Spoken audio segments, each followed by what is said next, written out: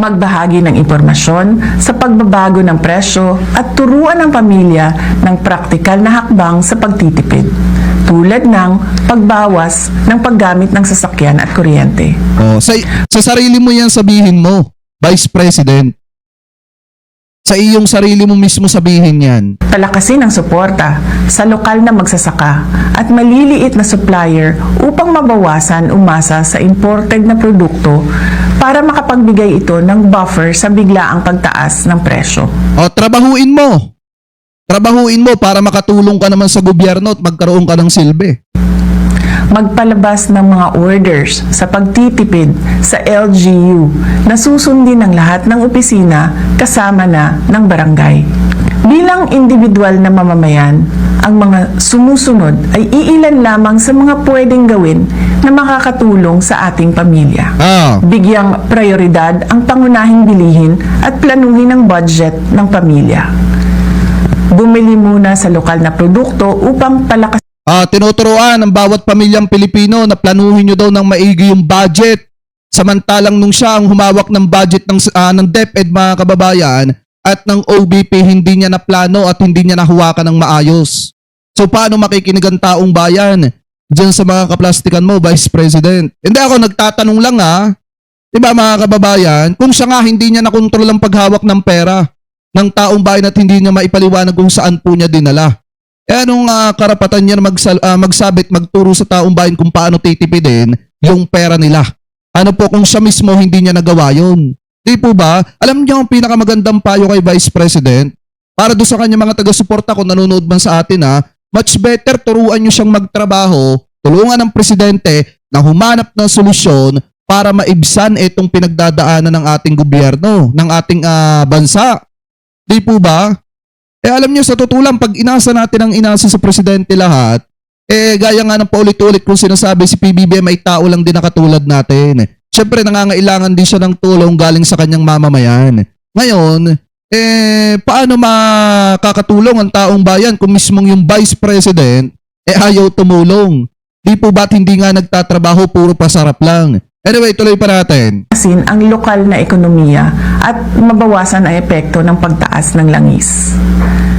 Bawasan ang hindi kailangang paggamit ng enerhiya tulad ng pag-carpooling, bisikleta, at pwedeng ayusin ang schedule ng lakad upang mabawasan ang madalas na pagbiyahe. Ano yun? Ano yung sabi niya? Bawasan ang paggamit ng enerhiya tulad ng ano? Pwedeng ayusin ang schedule ng lakad. Bumili muna sa lokal na produkto upang palakasin ang lokal na ekonomiya at mabawasan ang epekto ng pagtaas ng langis. Bawasan ang hindi kailangang paggamit ng enerhiya tulad ng pag-carpooling, bisikleta, at pwedeng ayusin ang schedule ng lakad. Mga kababayan! Bisikleta daw! Bawasan daw ang paggamit ng enerhiya. Kasama doon yung carpooling, mga kababayan, at saka daw po paggamit ng bisikleta. Ang bisikleta ba kumakain ng gasolina? Ang bisikleta ba kumakain ng langis, kumakain ng diesel? Mga kababayan, ito, ang bisikleta ba kumakain ng kuryente? Ayan o. Di ba mga kababayan? Tingnan nyo maigi. Alam nyo, ang may kasalanan dito yung gumagawa ng script nito. Masyadong bobo. Dahil sa totoo lang, pero inyo, paano nagkaroon ng connect yung paggamit ng bisikleta sa pag-ubos ng enerhiya? Unang-una, hindi naman kumakain ng gasolina yung bisikleta. Hindi naman gumagamit ng diesel yon. Hindi naman gumagamit ng kuryente yung bisikleta. Diba mga kababayan, binasa na nga lang niya, halatang nagbabasa nga. Di po ba? Anyway, tuloy pa natin. Palakasin ang lokal na ekonomiya at mabawasan ang epekto ng pagtaas ng langis. Bawasan ang hindi kailangang paggamit ng enerhiya tulad ng pag-carpooling, bisikleta, at pwedeng ayusin ang schedule ng lakad upang mabawasan ang madalas na pagbiyahe. Ngunit, ang responsibilidad na protektahan ang mga mamimili ay higit pa sa ating mga tao o komunidad. Sa mga ahensya ng gobyerno na may tungkulin dito, kumilos na kayo. Kailangan bantayan ang presyo ng langis at epekto nito sa pangunahing bilihin at transportasyon. Magbigay ng maagang babala at magbigay ng paliwanag para sa mga mamamayan. Ipatupad ang mahigpit na hakbang laban sa hoarding at labis na taas presyo. Gawing regular ang inspeksyon at isarado ang mga lalabag na negosyante. Magbigay ng pansamantalang subsidiyo o price caps sa produktong pagkain at isaalang-alang ang targeted cash transfers sa low-income na pamilya. Ay mga kababayan Pilipino natin wag na kayong gumamit ng bisikleta ngayon kasi masama pala yan. Kasi nakakadagdag pa kayo sa paggamit ng sobrang enerhiya pag gumagamit kayo ng bisikleta. Magbigay ng advisory sa fuel efficient na distribution ng pagkain at insentibo sa pampublikong transportasyon. Putik. Makakahanap tayo ng paraan upang mapagaan ang ating pasanin. Paano? Sa pamamagitan ng pagtutulungan sa komunidad, pagtangkilik sa lokal na produkto, at pagiging maingat sa ating paggastos at paggamit ng enerhiya. Kasabay nito, asahan natin ang aksyon ng gobyerno na protektahan ang bawat pamilyang Pilipino at tiyakin ang patas at matatag na pamilihan. Malalagpasan natin ang pagsubok na ito tulad ng nalagpasan natin ang pandemya. Higit sa lahat, huwag tayo mag-isip na gumawa ng masama sa sarili man o sa ating kapwa-tao. Mamuhay tayo ng marangal at may dignidad kahit tayo ay dumadaan sa kahirapan. Syukran. Kita nyo, tapos yung mga didisit, mga kababayan, bilib na bilib doon sa mga sinabi ni Sara Duterte. Sabi pa nga nung iba dito, ayan future president 2028, Inday Sara for president. Tay, kami naman ang tutulong kay Inday Sara. Pero putik mga kababayan, isipin yung mabuti. Siguro, tinesting lang yung IQ ni Vice President dito nung sumulat ng script na binabasa niya.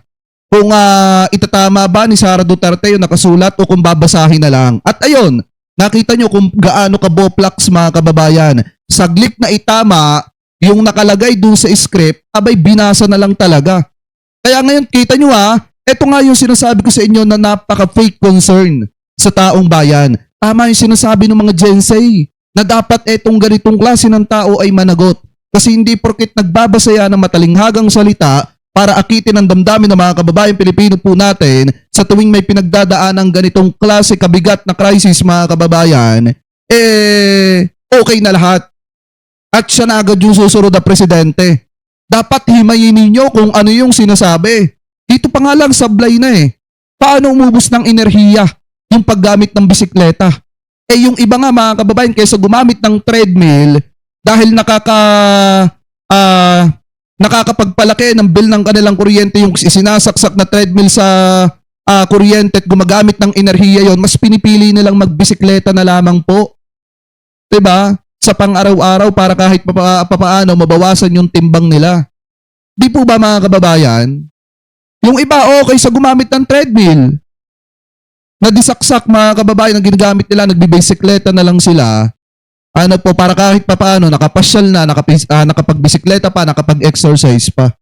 Kaya nga hindi ko alam dito kay Vice President kung bakit niya nasabi na iwasan ang paggamit ng bisikleta dahil nakakabawas yun ng enerhiya. Anyway, mga kababayan, yan yung isang patunay mga kababayan na si Vice President ay hindi po talaga nag-iisip. Walang originality. Ika nga mga kababayan. At ito pa, meron pa siyang solusyon para mapabalik daw yung mga kababayang Pilipino po natin dito sa Pilipinas.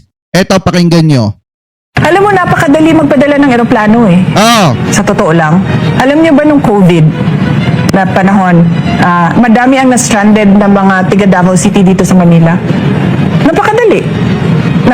Uulitin ko mga kababayan Magkaiba po yung panahon ng pandemic mga kababayan sa panahon ngayon na kung saan ay may gera sa pagitan po ng US at saka ng Iran. Pangalawa naman mga kababayan, yung pinag-uusapan po ni Sara Duterte dito, kinukumpara niya, ay issue po ng local at issue po ng national mga kababayan. Tandaan nyo po, hindi tayo pwedeng magpadala basta-basta ng eroplano papunta po doon sa lugar kung saan may gera. Kung yun nga mga bansa or kung yun nga mga kalapit bansa nitong Iran mga kababayan ay nagbawal gumamit ng mga paliparan dahil nga posibleng tamaan ng mga missile, yung mga sasakyang panghimpapawid nila, tayo pa kaya? Dahil nangyari niya, saglit na matulungan natin yung mga kababayan nating OFW, dinala pa natin sa kapahamakan kung sakaling magpapadala tayo ng eroplano doon. Hindi ba naisip ni Vice President Sara Duterte yon? Kaya nga nung panahon ng kanyang tatay, mga kababayan, ano ba sinabi ng kanyang tatay? Kahit tawag dito, kahit talagang imposible naman talaga yung gusto nila. Kahit magnakaw ako ng eroplano dyan, matulungan lang kayo. Pero kung tutusin, hindi naman niya talaga gagawin yon, mga kababayan. Ngayon, kung titingnan nyo yung sinabi ng presidente, yung sinabi ni PBBM na still monitoring pa rin, nagmo-monitor pa rin yung ating bansa sa mga kababayan Pilipino po natin na apektado ng sigalot sa pagitan po ng Amerika at ng US, yun yung mas pinakamainam na paraan na dapat po natin gawin kaysa sundin natin yung sinasabi ni Sara Duterte na magpadala tayo ng eroplano doon mga kababayan at ang ending mapapahamak lang yung mga kababayang OFW po natin. Kung titingnan nyo yung sinabi niya dito, napakalaki ng pagkakaiba yung kinukumpara niya. Yung Davao to Manila. And then yung Pilipinas to mga kalapit nating bansa sa parating agit ng silangan. Di po ba? Anyway, eto, i-play pa natin. Ulitin natin Alam mo, napakadali magpadala ng eroplano eh. Sa totoo lang. Alam niyo ba nung COVID na panahon, madami ang na-stranded na mga tiga Davao City dito sa Manila? Napakadali. Nagkontrata kami. Alam mo, napakadali. Yan yan yung mga bagay mga kababayan na talagang sablay na sablay. Etong si Vice President Sara Duterte. Kasi pwede naman tayo magpadala ng eroplano doon mga kababayan sa Iran. O pwede tayo magpadala ng eroplano doon sa mga apektadong lugar ng gera sa pagitan po ng US at saka ng Amerika. Pero kapag ba may nangyari sa mga kababayang OFW po natin, sasaluhin ba niya ang galit ng mga kamag-anak ng mga yan? Di po ba? Or di kaya naman mga kababayan, sasaluhin niya ba yung buhay or kahihinatnan nung maling desisyon po niya? Di po ba mga kababayan? Magkaiba po ang pandemya sa gera. Tandaan niyo po yan mga kababayan. Anyway, ituloy pa natin kasi meron pang isang sinabi dito si Vice President patungkol naman po mga kababayan sa edukasyon. Pakinggan nyo mabuti sinisi pa yung mga guro. Ay hindi natututo. At yung teacher na nagtuturo doon ay hindi marunong magturo. Ay, At sabi yan. yung teacher na marunong magturo, walang kwenta yung kanyang curriculum, yung tinuturo niya sa bata. Diba? Tapos nandun tayo sa Parang ang dating dito, yung teacher pa may kasalanan at saka yung curriculum na itinuturo dun sa mga bata. Naging sekretary siya ng DepEd, bakit hindi mo binago? Bakit hindi ka gumawa ng solusyon para yung mga kabataan matuto? Diba? Kung matatandaan nyo mga kababayan, nung siya po sekretary ng DepEd, bumaba ng matindi ang antas ng edukasyon dito sa Pilipinas dahil napabayaan po niya. Tapos ngayon, parang kasalanan pa ng mga teacher kung bakit hindi natututo yung mga estudyante. Alam niyo po ba mga kababayan, lagi pong ipinapaalala ito sa amin nung kami nag-aaral pa, na ang unang mga bagay na pwede mong matutunan ay sa tahanan mo muna. And then mga kababayan, pagdating mo ng eskwelahan, kung titingnan nyo, kung iigihin nyo lang yung pag-aaral at kung inaalalayan din kayo ng mga magulang nyo, matututo talaga kayo. Meron talaga mga bata dyan na tamad na kinakailangan talagang pukpukin para matuto. Di po ba? Ano yung pukpukin? Pukpukin sa pag-aaral. Di po ba mga kababayan? Yan yung malimit sinasabi ng mga matatanda. So anyway, ituloy pa natin. momento na at bakal ng classroom na ito. Ang mahalaga sa edukasyon ay yung natututo yung bata. Hindi yung kung saan siya nakaupo araw-araw. Maganda ang idea ni Mama, dahil ngayon nga talagang mas Badat bay! Sanay ka ba talagang makipag-usap sa Boplax? Talagang porkit idolo mo, porkit sinusuportahan mo kahit mali na yung sinasabi, okay lang sa'yo? Diba mga kababayan, alam nyo maling-mali yan, nasisihin mo yung teacher lalo na kung naging sekretary ka ng DepEd. tapos hindi mo natutukan ng Departamento ng Edukasyon. Maling-mali yan mga kababayan. Maraming mga guro ang magagalit dyan kay Sara Duterte pagka sinisin niya ng sinisi yung mga guro. Dahil kung ginalingan lang sana niya ang pag-handle ng pera ng DepEd, kung ginalingan lang sana niya ang paghahawak ng Departamento ng DepEd, di sana na ipamahagi ng maaga pa lang yung mga laptop at napakinabangan na sana yan ng mga guro natin at ng mga teacher at ng mga estudyante.